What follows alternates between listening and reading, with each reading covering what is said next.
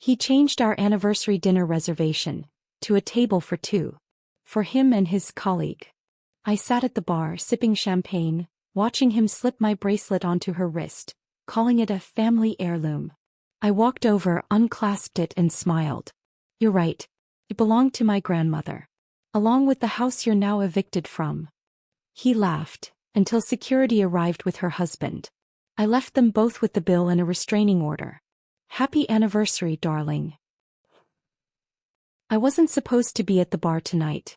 I was supposed to be seated at table 23, the best spot in the house, with a perfect view of the patio fountains and the Chicago skyline beyond the glass. But there I was, perched on a bar stool in my own restaurant, watching my husband of 8 years slide my grandmother's bracelet onto another woman's wrist. The champagne tasted bitter against my tongue as I observed them from across the room. I'd worked 16-hour days for months to bring Harvest Moon to life, my dream restaurant finally a reality. Opening night had been flawless so far.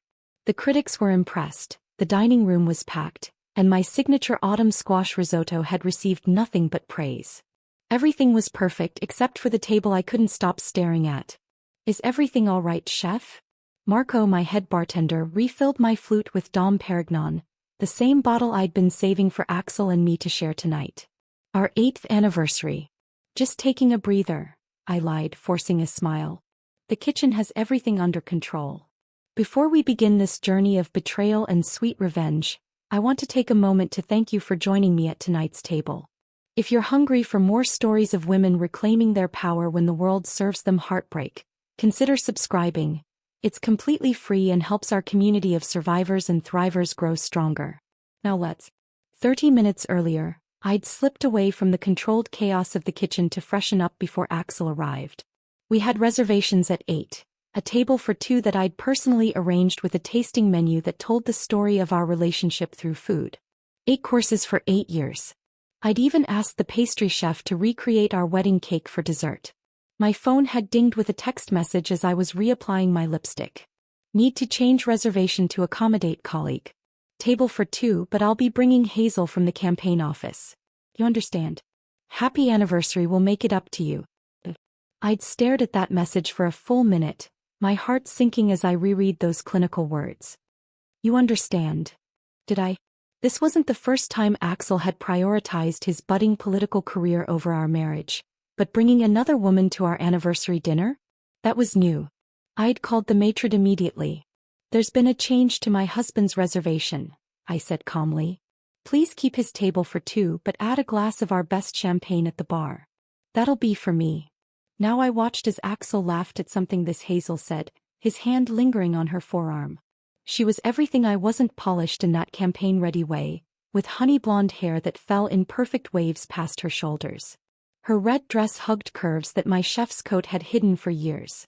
I tugged self-consciously at my black dress, the one I'd bought especially for tonight, now feeling like an afterthought in my own restaurant.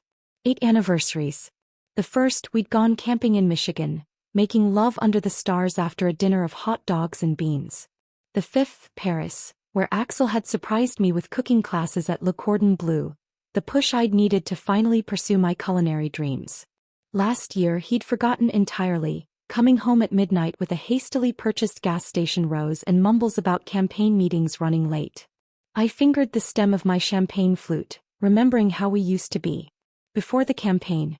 Before his ambitions for state senate consumed everything. Before I became a box to check on his path to political success. Supportive wife, check. Small business owner, check. All-American backstory, check.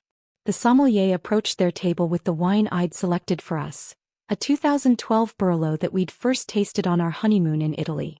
Axel was making a show of it, explaining the wine to Hazel as if he were the expert. I watched her lean forward, captivated by whatever story he was telling.